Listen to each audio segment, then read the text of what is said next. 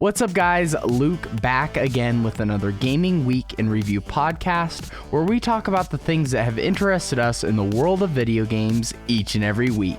Now, we have a lot of stuff to get into, guys. We have the Pokemon Showcase, as well as the Sony State of Play, and much, much more. But before we get started, make sure you smash that like button, as well as subscribe with bell notifications turned on, so you can catch us every time we post a new podcast. But with that being said, let's get right into it.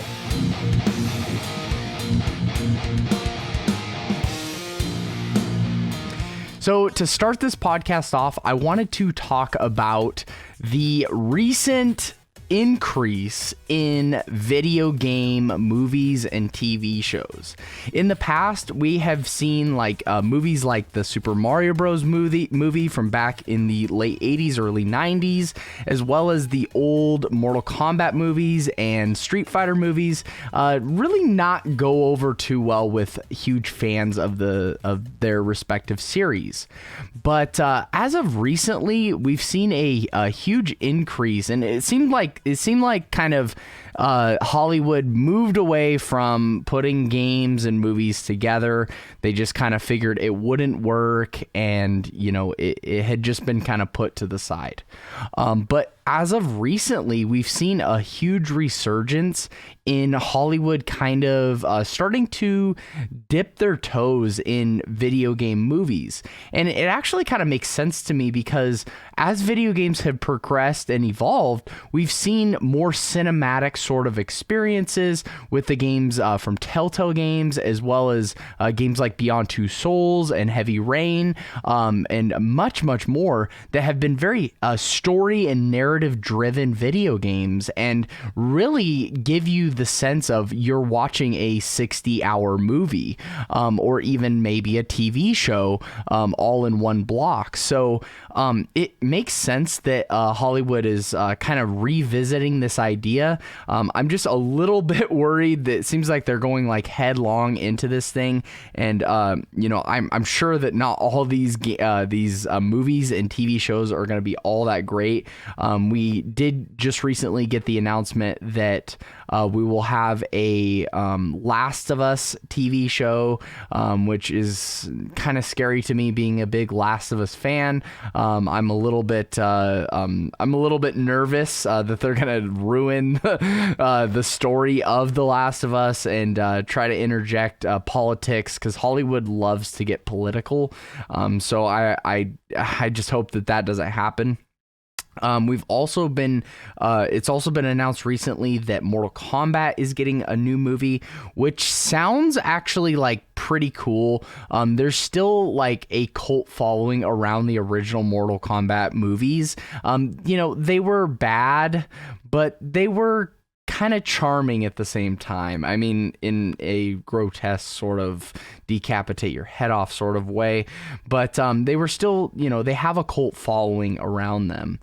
So that is not that surprising that they're going to try and do that again. And I think with modern day cinematics and the CGI that they have really made look very close to real through the newest technologies and, computer technology and things like that I know nothing about, by the way. It feels like they could pull something like that off. Also, they're coming out with a new Halo movie that is coming to Paramount Plus, which is the latest in streaming services. I mean, I'm assuming that they're starting these streaming services because most theaters are closed. And, I'm sure they needed to do this. I don't know how well it's gonna do, and like with a flooded market of all these different streaming services, it's gonna be a weird future for us as far as like watching movies goes, but we'll see how it goes. But they have announced that a Halo movie is coming in 2022, so a little bit more than a year from now, probably around there, we should be seeing a Halo movie on Paramount Plus, and a Twisted Metal TV show as well is coming to TVs near you, I guess, so some sort of streaming service, I'm assuming. So I can see Mortal Kombat you got some dialogue there. You could probably make work. I could see Halo for sure. I mean, it's just a straight up sci-fi movie. You could probably put that together. But Twisted Metal, like, how are you gonna do a Twisted Metal movie? Like, Sweet Tooth is gonna be your main character. He's gonna like show up and like in his freaking ice cream truck and like take over the planet or something. It's like some sort of Death Race sort of spin-off bootleg turd. I mean, I don't know. I think maybe you could do Twisted Metal, and I haven't, like, these are all just things that I just actually noticed today just in putting this podcast together. I'm scrolling through Twitter and I'm seeing like, a Mortal Kombat movie, Halo movie, Twisted Metal movie, and I'm like, oh god, one freaking movie does well. Sonic the Hedgehog does well in the box office, and freaking Hollywood that can't think of any new ideas just flocks to it. And I hope it does well, but I think Twisted Metal could work as more of an anime or more of a sort of CG movie than it would work as a live action. So I'm kind of hoping that's the direction that they take. I mean, I don't know. Maybe you could do like an origin story of Sweet Tooth or something like that, and kind of give Sweet Tooth sort of a personality, and give him a background. And I'm sure it's probably it could be a pretty deep story that he comes from, and I'm cautiously optimistic. I think maybe they could pull it off, but they need to do it in the right way. But with all these TV shows, movies coming out revolving around these games,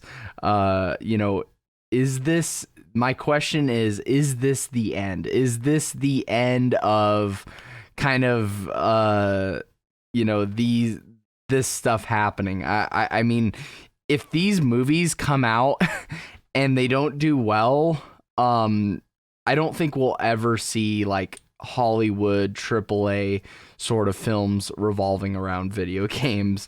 If they can't pull it off now in 2021, I don't think they'll ever be able to pull it off. But I am optimistic. I think that there will be a future in movie and video game collaborations, and I think that it can work. You just have to do it right, and Hollywood really needs to get out of their shell. Whoever is working on these movies, they really need to work with the creative thinkers behind the original games and really get a solid foundation, especially these writers that are writing for these TV shows and movies. If they want this to be a success, and I know it's really about the dollar signs at the end of the day, but if they want these movies to be successful and for fans to be happy about them, they need to stay true to their roots, and they need to really take their time when they're writing these out and make sure that it lines up with the game story. Because if it doesn't, especially with games like TV shows like The Last of Us, oh my gosh, if that thing doesn't line up with the video game, it's going to be an absolute disaster. I can already see it online, people blowing up on Reddit and Twitter, freaking out about how they screwed up Ellie's character or they screwed up Joel's character or whoever, it's not the same, and just people being really upset. So we'll see. I hope it does well. I hope that we see more video game TV shows and movies that kind of dive a little bit deeper than what the game could ever do. But at the same time, I feel like there's more of a future in movies becoming games versus games becoming movies, because like, as we've seen, a lot of these video games as of late with compelling story, they do give off the sense of them being like sort of an interactive movie. In a lot of cases, Detroit Become Human, Heavy Rain, and all those games, I feel like are they're great alternatives to watching movies, and they don't require like a very skilled gamer. Like, pretty much anyone could pick up a Telltale game and play it. And I think that's the beauty of these sort of like narrative driven, storytelling sort of video games, is they have light gameplay, but it's just telling you this story. Also, visual novels is another thing that has really like taken off in Japan and is coming to the States as well, and people are embracing it. Visual novels are great, sort of like, kind of towing the line between a cinematic, experience and a interactive experience, and bringing those two together. So I think there's more of a future as far as how we consume media in interactive movies, and like in gaming sort of, movies being combined. I don't think you'll ever fully replace the cinematic, movie experience, but especially with VR too, guys, like we could go so deep with this stuff, but I feel like VR movies are a part of the future too. Augmented reality, stuff like that, I think is definitely has a place in the cinematic world. So time will tell. We'll have to see how these movies turn out, but that's kind of my take on the whole situation. Limited run news this week. Just like every other week, we have our limited run news, and this week is a very special one, guys. We have Bloodstained Curse of the Moon 2 coming to physical edition for Nintendo Switch and the PS4. If you don't know what the Bloodstained series is, it's a Metroidvania style series by the original creator of Castlevania, Koji Igarashi. I totally butchered his name, but that's his name. So he is an absolute Castlevania legend, and they've brought back the original spirit, in my opinion, of Castlevania with these Bloodstained games. And it's just really good to see that they're all getting physical releases, even though they are sort of indie budget titles. They are getting physical releases from various outlets, and mainly from limited run games. So this one will be a PS4 and Nintendo Switch release. It'll come in a standard edition for $29.99 and a classic edition for $59.99. The standard edition obviously just comes with the case and the game and the box and probably a manual as well. And then the classic edition will feature the Bloodstained Curse of the Moon for PS4 or Switch, the game. Classic edition NES style box with all new art from legendary Konami cover artist Tom Du Bois. I totally ruined that one too, but it's Tom Du Bois.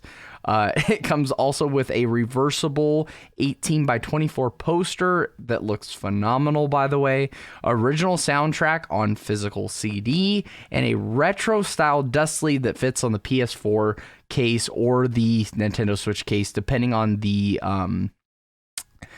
classic edition that you pre-order.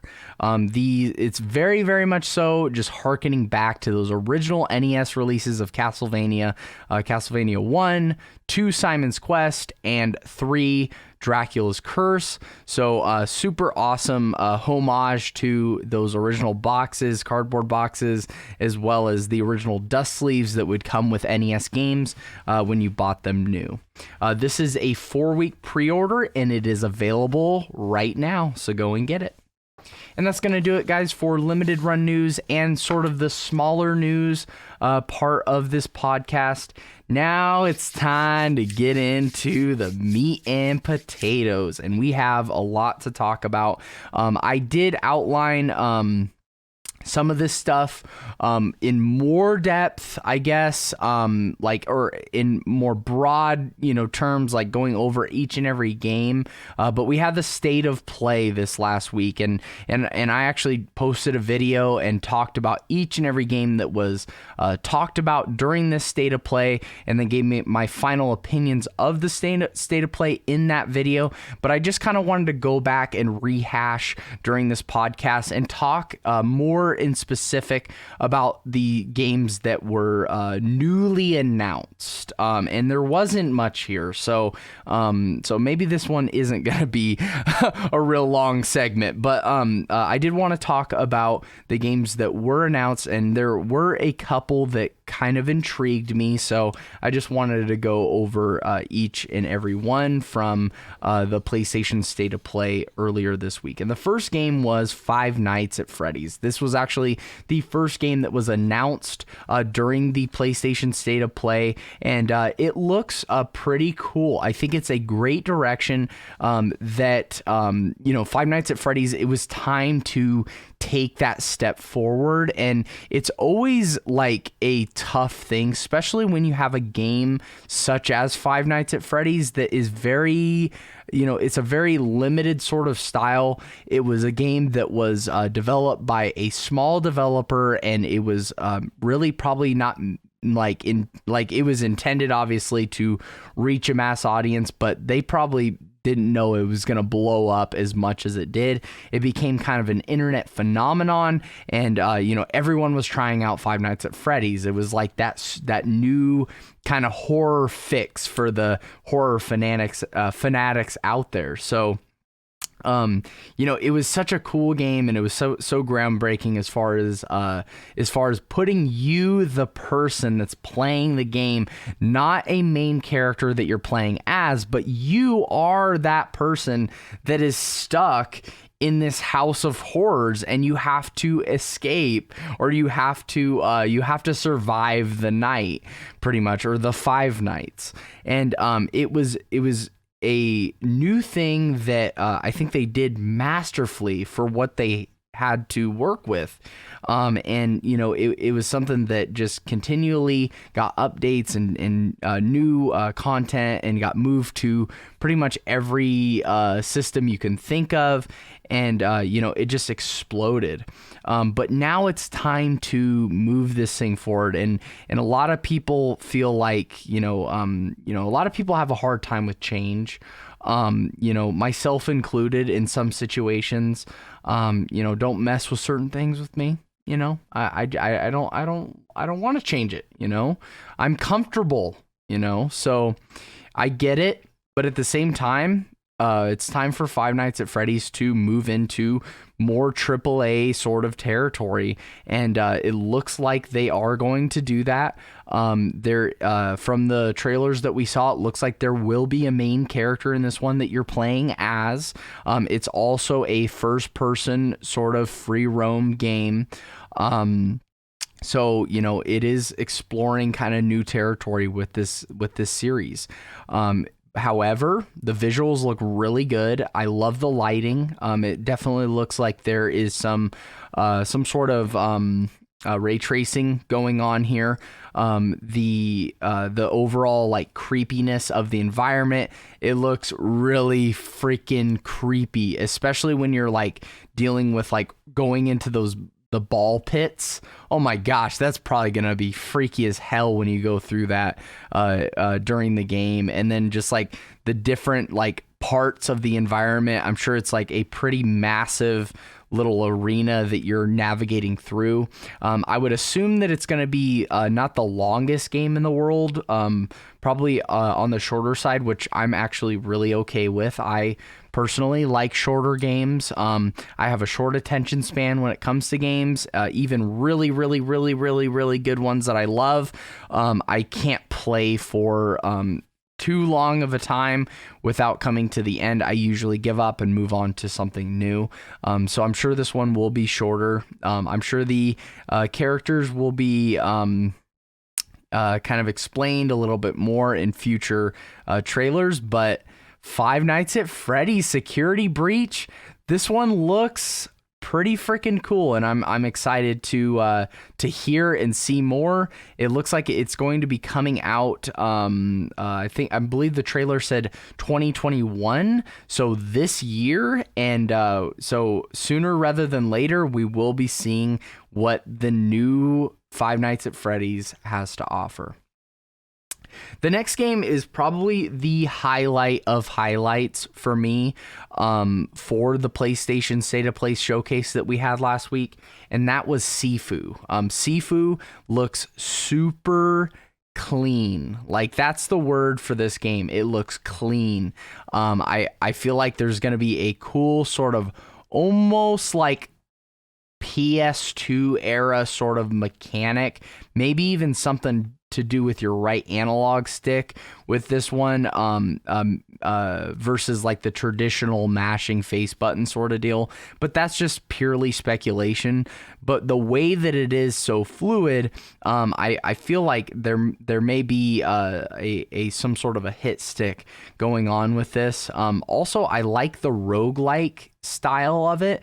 Like, I don't think there's a whole lot of games that are like martial arts and roguelike. It's a uncommon combination, and I'm really stoked to see what it has to offer.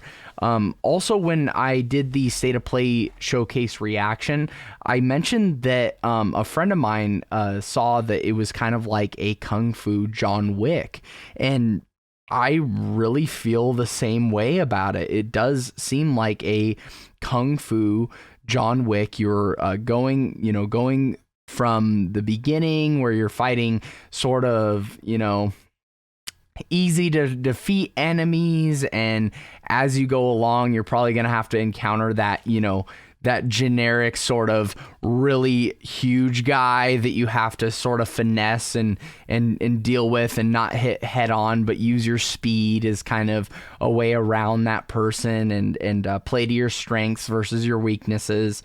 And then when you do get taken out by whoever, you're going to probably have the ability to upgrade certain things, learn new moves, sort of, buff up your player and just make him stronger, give him more power-ups, all that stuff, and then continue to play through. So a lot of this stuff is speculation. All we've had so far is just that trailer, and it wasn't really saying a whole lot. But from what I saw, guys, this game looks like it would be an absolute blast. I can't wait to play it. It's going to be on PS5 and PS4. So if when it comes out, we don't all have our PS5s, it's great to know that this game will be playable on the PS4, because I do want to pick this one up. And the vibes that I'm getting from it also is that it's going to be a budget title. I'm not sure how much they're going to charge for this one. Probably 30 or 40 bucks is what I would price it at. But I mean, I haven't seen the whole thing. Hopefully there's some story involved here too. Like who is what is Sifu? I mean, I probably need to look that up, but like, is that the main character's name? Like, where does he come from? Like, did he train with Bruce Lee? I'm sure you could go in a really cool direction with the story of this game as well. And, maybe he's an assassin that was, someone killed his what did people usually have as pets out in China? Do they even have pets? I don't know. Someone killed his little scorpion or something. And it's a total John Wick ripoff. That'd be freaking cool. And I'm just excited to see the game, more of this gameplay, more of if there's a story or not, and then is there multiplayer? Like, what is there co-op? I think they could go in a lot of different directions. But I think it'd be cool if it was kind of on rails. If this was a sort of on rails sort of game where it's almost like a trials game where it's like, it's just, here's the level, progress through the level, defeat all the enemies, and then you go to the next stage, or there's like a cinematic cutscene and then you move into the next part of it versus sort of like the free roam thing. I think that would push it more in the direction of a budget title, which is what it kind of looks like so far. And that's not a knock on it. It looks like a really fun and innovative game. So we'll have to see for Sifu. And then finally, we had Knockout City. And I know this was already announced. I've talked about it already a couple times in different videos, but I just wanted to reiterate that I'm going to be checking out the cross beta. I'm going to sign up for that probably after this podcast ends and see what this thing's all about. It looks like it is coming to the PS4 only at this point, and then probably down the line, I'm sure if it, I mean, wants to be successful, it'll be on PS5 as well. And then it's definitely going to be on Switch. So I'm wondering if it's going to be on Xbox, because that's kind of the place where I like to play most of my multiplats. It is on the Xbox, especially that I have a Series X and not a PS5. But we'll have to see if that is coming to the Xbox and PC as well. So we'll have those different options. But this game looks fun. I think it's another one that's kind of like that Rocket League sort of, innovative idea. It's like Rocket League meets Fortnite sort of deal. You have your paraglider and stuff like that, and you're dodging the attacks from the enemy, and then you're trying to volley those attacks back. And looks like a fun game that you could play with friends. Also online multiplayer. Looks like it's heavily online multiplayer based. Another game that I'm kind of getting vibes from this, from like what we've seen so far with Knockout City, is Splatoon 3. So we're seeing Rocket League. I mean, me personally, I'm like, this is why I'm so hyped about this game, and probably overly hyped. I'm probably like building it way, way, way, way beyond where it needs to be. I should probably have low expectations, but I'm seeing some Rocket League vibes. I'm seeing Fortnite vibes, and I'm seeing Splatoon vibes. Like, that's good company there. That's good company. That's good online multiplayer. And I like the lighthearted side of it too. So it looks like it has some pretty funny sort of characters and things like that. So I'm excited to dive into Knockout City on whatever platform I end up on. I just want to try it out and see if it's for me. And then once I see if it's for me, I can see if it's for you as well.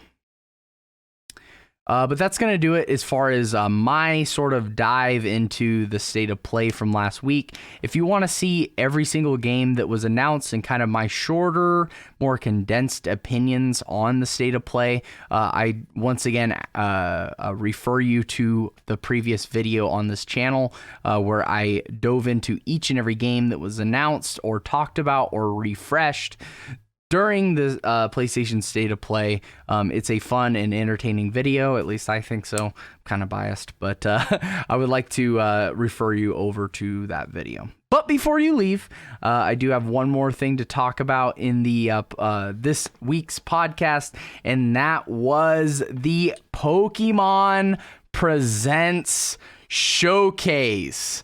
I heard about this showcase, and gonna be honest, guys, I'm not the biggest Pokemon game fan. Now, I was born in the 90s. I grew up in the 90s. Pokemon cards were the currency in my neighborhood. All the kids had Pokemon Red, Blue, Yellow, Silver, Gold, Crystal, all that stuff. We would get our Game Boys after school. We'd link up. We'd trade. Like, I was almost done with Yellow version, and I wanted a Raichu. I traded my Pikachu to a friend. She evolved it, traded it back to me, and I was upset because Raichu wasn't following me anymore. So I started the game completely from scratch, beat it with a level 100 Alakazam. So I know Pokemon. I was involved in Pokemon when I was a kid. I got Silver and a Game Boy Color. After that point, I sort of fell out of the Pokemon world. When I turned about 12 or 13, it just wasn't something that I was continually going back to. However, I have held just a love and a nostalgia for those original games, as well as, of course, the cards. I actually got back into the cards a few years ago, played it for a while. Cards just really aren't my thing, but I even learned the game and I played it, and I did enjoy what I experienced. When Pokemon Go came out, I was all over that because that's what I wanted as a kid, was to play Pokemon in real life, to have that experience with augmented sort of reality. I mean, what kid from the 90s wasn't like, dude, it'd be so cool to actually have a Pikachu? Like, I had a Pikachu plush that I was like, please God, turn this into, it was like a TED situation. That, like, what kid didn't, dream of that? Like, it was awesome. So when Pokemon Go came out, dude, you better believe the kid Luke was out in full force, bro. I was out like 1 o'clock in the morning, freaking running around parks and stuff. People are looking, calling the cops on me. It was it was an extreme situation, dude. I needed a freaking Charizard in my Pokedex, and my dream just came true. So I was out in full force when Pokemon Go came out.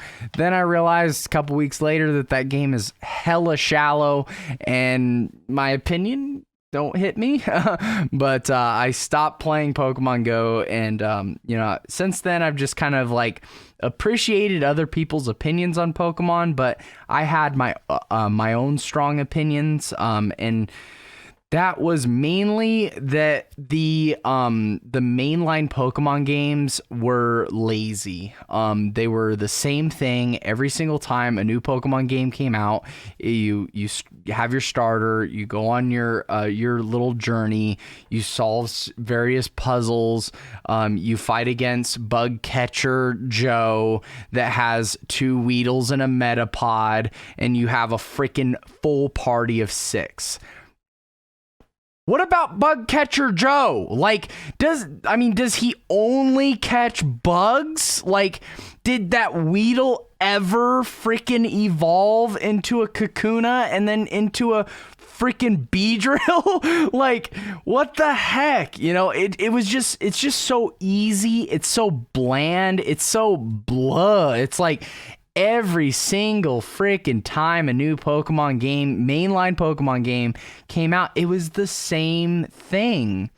And I just don't care for it. Like, I'm like, I want a challenge when I play a game. I want to, like, and I get that Pokemon is geared towards kids, but they gotta know that they have a huge fan base of 90s kids too, millennials, that grew up on this freaking show and game and can't get enough of it.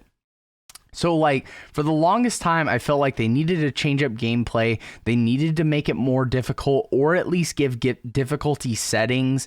And these are basic sort of requests, and it never happened. The game just looked very much the same, was never impressive. Like, let's just be honest, okay?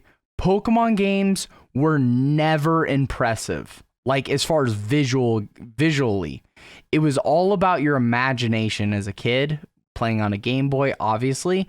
But you would think that as technology progressed forward, these games would become more impressive visually, and they really haven't. Game Freak is sitting on a monopoly of this type of game, and they're very lazy, in my opinion. Like, these new games, Sword and Shield, I picked up Let's Go.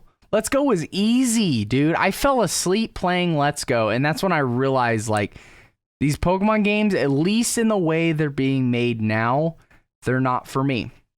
So with that being said, right, kind of catching you up on my personal view of these Pokemon games, with that being said, when the Pokemon Presents Showcase came out, I was excited to hear about what everyone else thought about it. I was not really wanting to wake up and watch this thing. It was not really I figured, you know what? I'm going to let other people tell me about it. If it's something, special, I'll go and check it out. So it comes out, people start posting videos. I watch a few of those videos and I started to think, wow, maybe I should watch this showcase. So after, watching a few short bits of people's videos, I'm like, all right, let's check this showcase out. It's 20 minutes. And this is how I felt about the showcase. So the beginning, it started off with this sort of nostalgic trip down memory lane. And like, I'm going to be honest here, guys. Like the whole time I'm watching it, I'm like, dude, shut up. Like, what are they saying? They're like link cable. And they're like doing all this stuff. It's like Game Boy, Pokemon game, and they keep announcing each thing that's on the thing. And I'm like, dude, this is annoying. Like, shut up and just like do some sort of montage around it. But as it goes on, you start to realize they're making fun of you. Like, this isn't a nostalgic trip down memory lane. This is them outright making fun of you for doing this, being caught in the same loop for so many years of doing the same thing. They come out with a game. Actually 2 games that you can't complete your Pokedex without having both games. And then they come out with a 3rd game. They come out with a bunch of cheap, crappy accessories that you don't actually need. And like by the end of it, I'm like, oh my God, these guys are freaking rude, dude. They're jacked up. My personal opinion. So a lot of people have been saying that this was some wonderful, little montage. I'm like, dude, like that was annoying. That was like I felt kind of like demeaned, like from all these like silly gimmicks over the years that we bought into and thought were so great, from Nintendo. So that was kind of my personal opinion. I'm like, whoa, we've been caught in this cycle with Game Freak for so long and we don't even see it, that like every couple of years they come out with the same game. And then at the end of that thing, I'm like, dude, it hit me.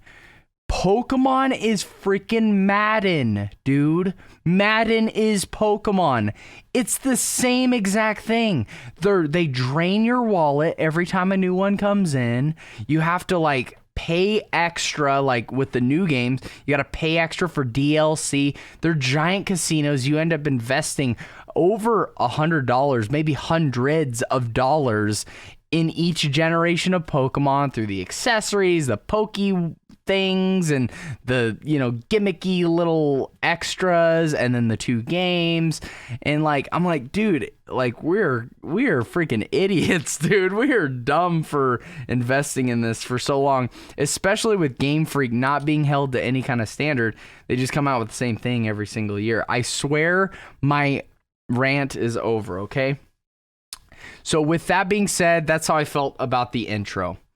Then we had the Pokemon Snap new trailer, and I'm going to try to get more positive about this, because I am actually positive about the end of this showcase.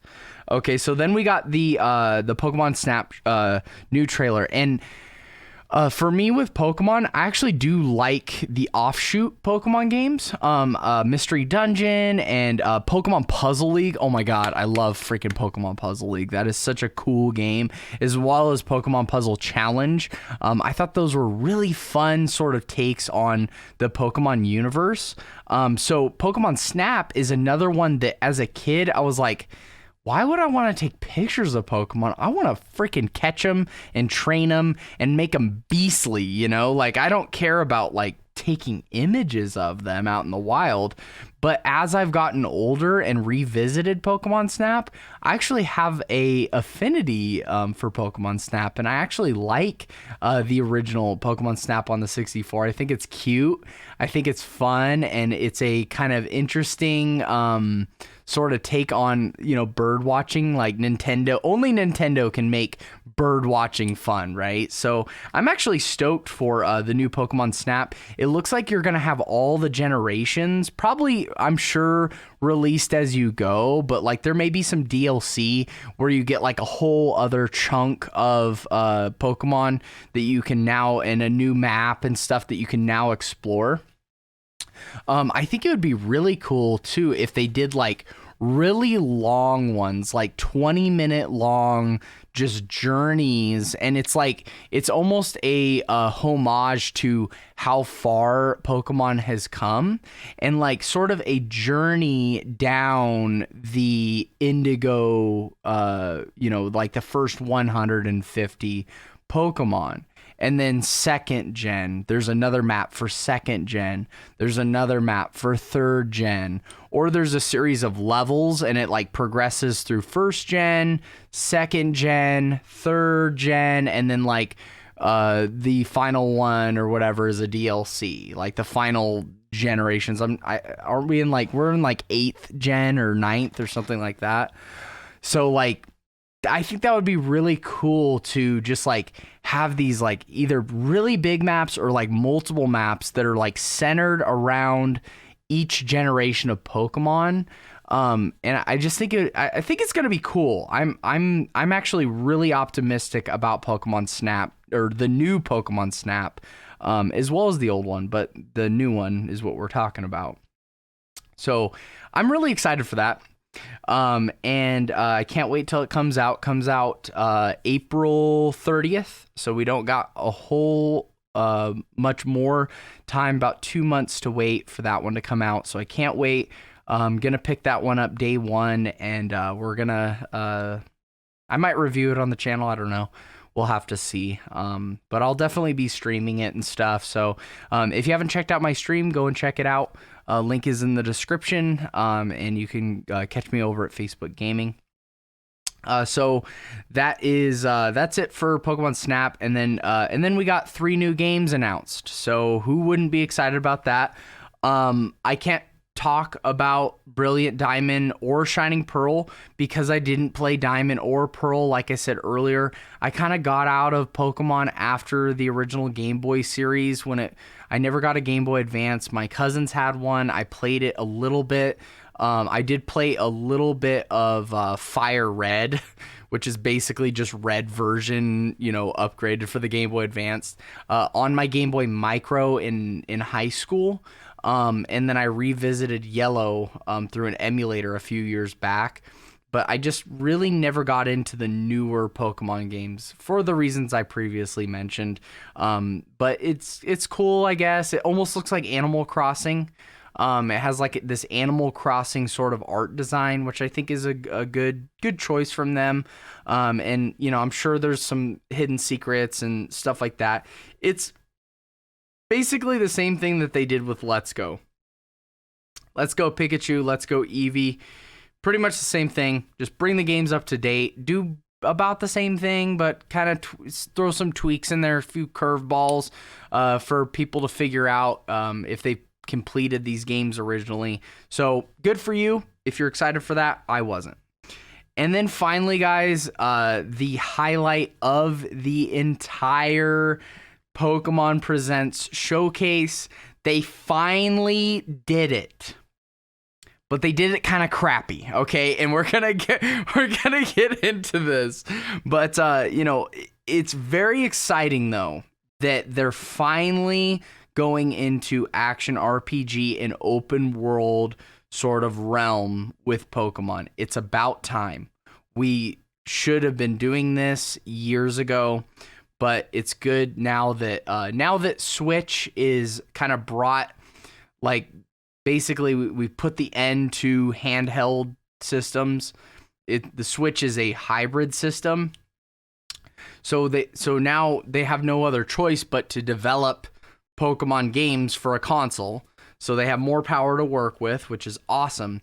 And now we have this open world sort of, as people are saying, Breath of the Wild type of Pokemon game, which is exciting and fun. I love the idea of kind of creeping around and like going out into the world, out into the wilderness, and like having the whole, like, you hold the ball up and you can strafe left and right and you throw the ball and you're like capturing these Pokemon the way that like you would imagine capturing them in real life, versus the traditional You enter into a battle sequence, you get them weak, and then you huck a Pokeball at them and catch them, and So I do really like this. I think it's gonna be fun and just a great time. It sort of reminds me of when Dragon Ball Z Kakarot was announced, and we were gonna get this action RPG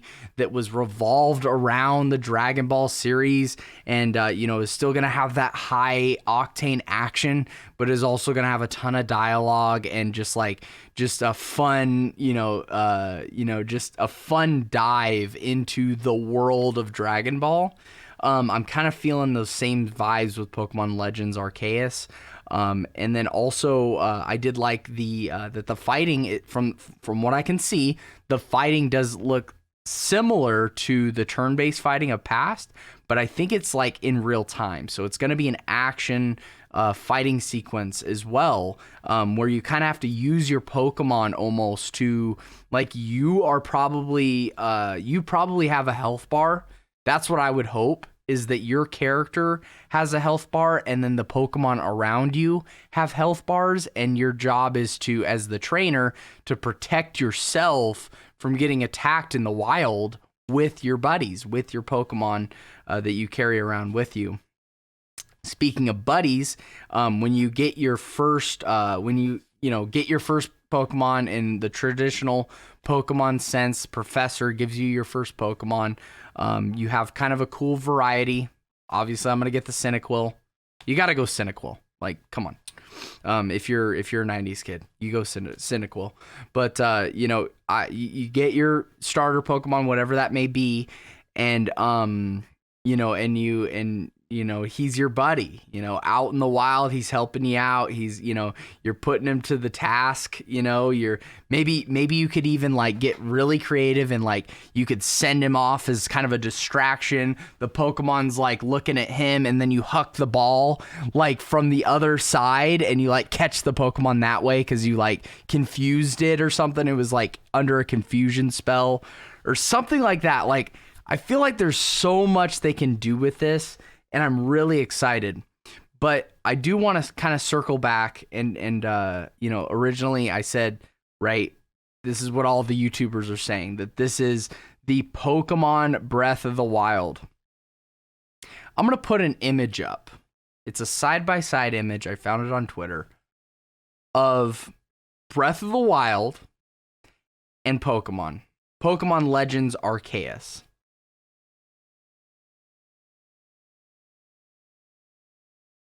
This isn't even close. Like, this is why Game Freak is not a very good developer, in my opinion. IMO. It doesn't look very good. Like, it's an open world. Yeah, that's great. But, like, it's not that pretty. Breath of the Wild has way better visuals. Like, it's not even close. You guys are crazy for even calling it Breath of the Wild. Like, Breath of the Wild has some of the best visuals of this generation. Like, there's no way you can even come close to comparing the two. Pokemon to Breath of the Wild, it's not even a fair comparison, right? Like Breath of the Wild and Zelda has always been known for kind of doing good visuals and having good graphics and just it's a sight for sore eyes. Zelda is, but Pokemon's never really been groundbreaking as far as visuals go. So I think it's like comparing a freaking budget game to a AAA game that is Breath of the Wild. So I just don't think it's even close as far as visuals. I get why you guys compared it, and I know they're trying to push it as such, but don't go into Pokemon thinking you're going to have that same experience you had when you first booted up Breath of the Wild and you're running through the wilderness, and it's just like, you can't even help it when you first play Breath of the Wild. You can't even help it but start to pan your analog stick around and just give yourself that cinematic sort of experience. I just doubt that we're going to have that same sort of experience when we first play Pokemon Legends Arceus. Now, this is the excuse that everyone's giving this game. And I know I'm running really late with this podcast, but hey, more the merrier, right?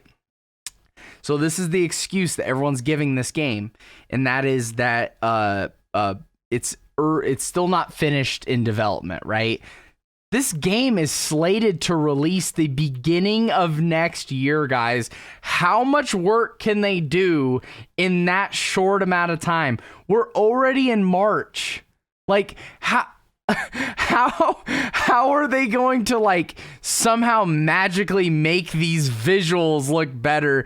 Like, you guys are crazy, dude, if you think that this game is going to even stand a chance in being compared visually to Breath of the Wild. Now, with all that being said, I am excited for this game. I am going to own this game, and I'm going to go into it with a non-judgmental mind, with low expectations, and I'm hoping and believing that Game Freak is going to surprise me.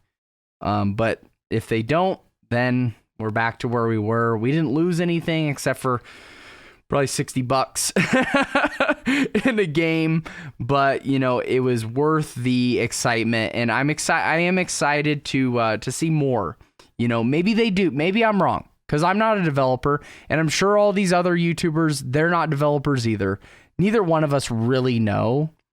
So maybe I'm completely wrong, and I'll be the first to admit if I'm wrong about it. But it just kind of made me smile when people are like, oh, it's Breath of the Wild. I'm like, oh, you guys are silly. You guys are really silly. That a Pokemon game would ever be in contention for freaking Game of the Year or something like that. That would have to be a rigged Game of the Year, you know, nomination. Like a Pokemon game would ever be considered the best Pokemon game of all. I mean, actually, it would be easy to do that, but you know, just that you would even begin to compare Pokemon to Zelda. Like, you guys are silly. You guys are blinded. But enough of that, guys. I love you so much. If you disagree with my opinions, I encourage you to share those things down in the comment section. Tell me why I'm wrong. The only thing I ask is that you would do it semi politely. And just know that I share this stuff just from my heart, and it's nothing against anyone that maybe is really into Pokemon. So hopefully you made it this far and didn't already comment, but love you guys so much. Dude, comment of the freaking week. It's the comment of the week. It's the comment of the week. And this week's comment of the week comes from Switch It Up Reviews. He's actually made it to comment of the week multiple times. And this one was from my previous podcast where I talked about the new Smash characters, Pyra and Mythra, and I kind of complained about just getting these anime sort of open world anime RPG games. Like we've seen a lot of Fire Emblem characters, and then now we have Pyra and Mythra from Xenoblade Chronicles, and I know there's a big market for those sorts of games, but it's really not something that I'm all that interested in. And I feel like the last time we had something that was like different than that, it was back when Banjo-Tooie or Banjo-Kazooie got announced, and then we had Terry Bogard. But like, I'm just waiting for that character that's not a anime character to get announced. And he actually said this. He said they should add a Fortnite character with the default dance. I'm assuming the default dance would be the taunt, and that would be pure gold. And I couldn't agree with you more. I think it would be really fun because like Fortnite has actually become known as kind of like the shooter, in the sense of skins and characters. It's almost like the shooter version of Smash, where they get all these different characters from different genres, and not just video games, but like from all sorts of areas of pop culture, and they make skins for them and they put them in their game. I think it would be funny if Jonesy from Fortnite added to Smash. I think at this point, guys, like, regardless of your opinion on this game, Fortnite, this game is legendary. Like, it's gonna be a part of our lives for many years to come. And I think, you know, maybe it's a little early, maybe in future Smash games or something like that. But I think it would be pretty cool if Jonesy got a Smash character and you gave him the default dance as his taunt. You could kind of get fun with the guns and you know, the emotes and stuff like that. You could make all of his attacks like different emotes. I think that would be kind of fun, like Orange Justice, or make his super attack like be like, you know, I don't know, something from the game. I think there's a lot you could do with a Fortnite character in Smash, but I like the thinking there. You know, maybe it doesn't need to be a Fortnite Jonesy, but just like, where's Crash Bandicoot at? Where's Spyro the Dragon? They deserve to be in Smash too. So Activision, Nintendo, get on it. Get going. But that's going to do it for this week's podcast, guys. Thank you so much for joining me. And that's enough from me. I want to hear from you now. What do you guys think about the PlayStation Showcase? Were you excited about it? Were you underwhelmed, overwhelmed? Let me know. As well as the new Pokemon games, the new Brilliant Diamond and Shining Pearl, as well as Pokemon Legends Arceus. What do you guys think about these games? What are your personal opinions? I would love to hear from you down in the comment section down below. If you got value out of this video, do me a big favor and smash that like button, as well as subscribe with bell notifications turned on so you can catch me every time I post a new podcast or any of the other crazy videos we like to post on this channel. But with that being said, Luke from 8-Bit Plus signing out, and I'll see you in the next one. God bless.